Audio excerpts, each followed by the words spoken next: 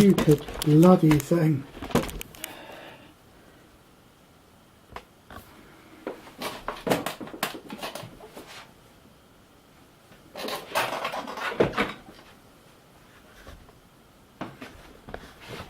Right, here we go. It's a bit difficult to set this up with this tripod, or as I call it, tripod. What have we got here today? This is a radio that I paid £150 for. The bands aren't very good at the moment. It's a Saturday night. What do we have here? We have a Kenwood Trash of Tin Shit 850 sat. That means it's got the tuner in it. No CW filter, and that's why you can hear everything coming in. I sold my 450D, bought a shortwave, and then I bought a couple of network radios. That's them here. And one of my friends said, do you want another HF rig? And I said, well, I wasn't really looking to buy another one. And he said, well, it's 150 quid if you want it. I said, well, at that price, I think I'll take it. If I don't want it, I could probably double what I paid for it. I'd probably get at least 300 for that if I sold it on eBay as it is. Well, I'd probably get 400 with a power pack, so I double the 200 I paid for it. So what we're going to do is describe what I had to do with it. I'll turn that down. It's contesting tonight. Don't know why they bother with it and just say 5.9 go away, but that's it. Anyway, the TS 850 Sugar, as they call it, is made in the 90s, so it's at least 20 years old. I think it was made in 98, 18 now, so it'd be 20 years old. Very nice rig. It was known as a competition class radio. It's for contesters. My personal view is contesting is a waste of time, but if people want to do that, it's up to them. I'm not going to stop them doing it.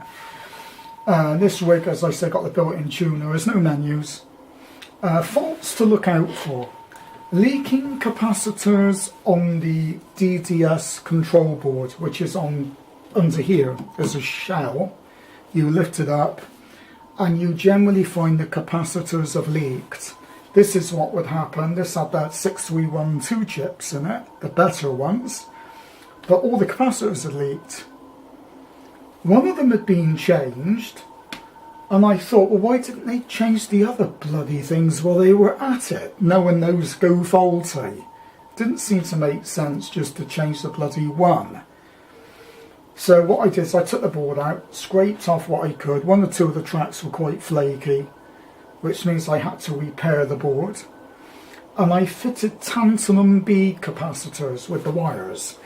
I fitted those because I could scrape the tracks back a bit more, and I would get a better mounting if I use wire-ended and soldered those on, which is what I did. I soldered 11 on there, and they all went on. I managed to clean the board. That's why it's working. I also took out the IF board and put in 2 new capacitors. The CW jack was damaged, and I couldn't get one of the right height. The one I got was taller, so I had to ellipse the jack on the back, make it sort of oval so I could get the new socket in.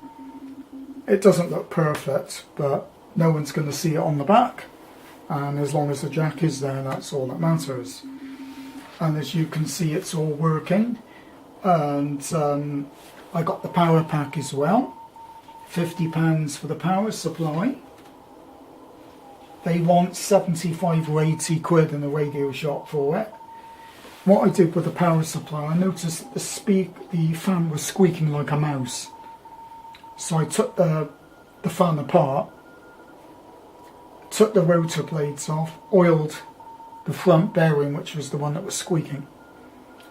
It dried, and now it seems to be okay. No squeaking now. At the moment, a bit more's coming in. I did do the NB mod. That means removing 2 capacitors. The way you do it is you just heat up both ends of the surface mounted component, and you basically flick it off. You have to keep doing that and doing that until it moves. That's what I did. So that component came off, and without damaging the traps, so they could be put back. That board went back in. When I took the IF board out, idiot broke one of the little PCBs that stands up. The damn thing bent over, and when I bent it back, it can snap off like a carrot. So I thought, well, that's not a problem. I can refix that. I can just resolder it. And I did that. That's now fine. It was easy to do. I don't know why it wasn't done from the factory the way I did it. It's sort of a connector that looks like this. Instead of soldering it to these two, they soldered it to one, the thinner one. What I did was put the board behind and soldered it like that. It was perfect. And it's not going to break again, that's for sure. You'd probably break the blooming board before you broke that. So I did that. I've seen that done before. I think the last one I had to do that too. So that was that done. And as I said, I'm just going to prove a point. It tunes every band by 80. It'll even tune 160 to 10 meters. In fact, it goes up to 30 megs at a tune. But it won't turn 80 meters. And just to prove a point, I will go up to 14. Because there's just a lot of noise on here, 14 at the moment. There's something making a sparking noise here that starts up certain times of day. So I'll show you that the ATU works. See? It's immediate, it's just tuned, it's fine. Now if I put it to 80, I know 80 won't tune, but I'll show you the tuner does work. See, it goes up past the 3, and then it will keep making that noise, but it won't tune that. And then it'll make a noise. See, it's still at a 3. It's not going to tune it. It goes up, down to a 2, up to a 3, down, and then goes off. It's now making that noise. Do that. That is 160 meters. I don't know whether that will tune. There you are. It tunes that. The only band it won't tune is 80. It tunes top band to 30. It's only 80 it won't tune. So I may have to modify the ground plane to be able to tune 80. I think I could do that. I'll add an extra bit of counterpoise wire with a switch, because the counterpoise is in my airing cupboard. So I'll make that longer. It has to be longer for 80 with a switch. So when I want to run 80, I just run in the cupboard and just throw the switch to add the extra bit of wiring. That's easy enough done. But as you can see, 160 is tuning. And just to prove the point, the 80 is a bit noisy. It probably could do with a bit of grease on the dry spot. We're on 28 now. If I go up to 30, just to prove it will tune. In fact, I'll go up. This is a good one. This one really does make it go fast. That's 29,980. Just to prove it will tune on the top end of 10 meters. There you are, and it tuned no problem. It's on 3 to 1 on there, but 8 is a little bit over.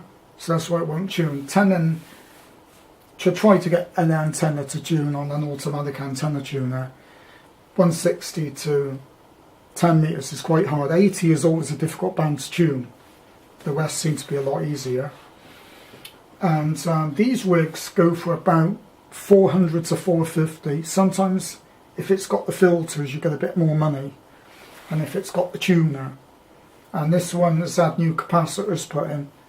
So the only problem I get here is I do CW only, but you get quite a bit of noise. The rig came with a microphone. The microphone was rubbish, so that's gone in the junk. And I bought a Kenwood microphone, an original MC3043S for it, for £23. I've got the manual for it. I've also got the service manual, and it's not in bad condition. There's a small indent burn on that clear display where someone's touched it with a soldering iron. They didn't, must have been gormless. So I'm trying to get another front so I can push that out and replace it. I think it's a bit too deep for me to file it out.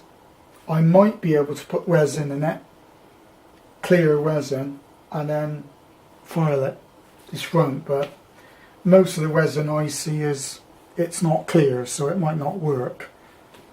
So that will probably be replaced. I'll just buy a front and then take that piece out.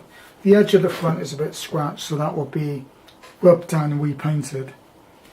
The case is fairly good. There's a few scratches on it, but there's no bits worn. I put a good set of screws in it that I bought. So all in all, it's not a bad little radio. I've done pretty well out of it. So that's a little introduction to the Kenwood TS850 SAT. SAT, that means it's got a tuner, and as you see, it's got direct entry, dual VFO. It's got a notch filter. The NB is working with the NB mod. Before it didn't work, you pressed it in, didn't do anything. Now that's working. So it's not bad. It's in, I would say it's in pretty good condition for a 20-year-old radio. I could tart it up a bit more, it wouldn't cost me very much. And to me, I'm quite happy to do that.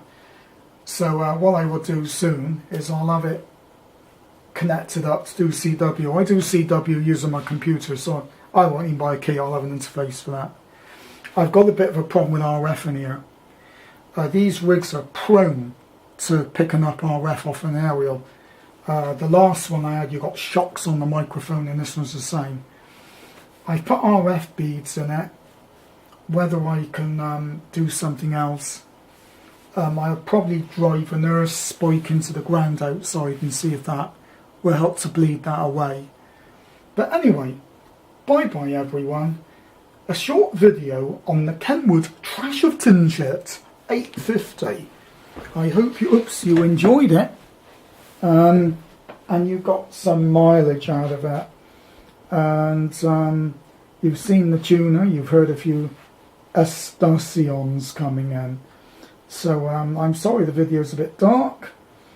It's extremely difficult in this place. It's just a very dark place, and those energy bulbs just don't give any light, unfortunately. Even though I'm using the brighter ones, they're still not very bright. So, dresses everyone. Have a good day from the Nutty Ham Shack. And as I just put it over here, just to prove a point, that's my network radio stuff. And I've been doing that lately. And making many new friends on there without that annoying sparking noise. So there you are. Bye bye everyone.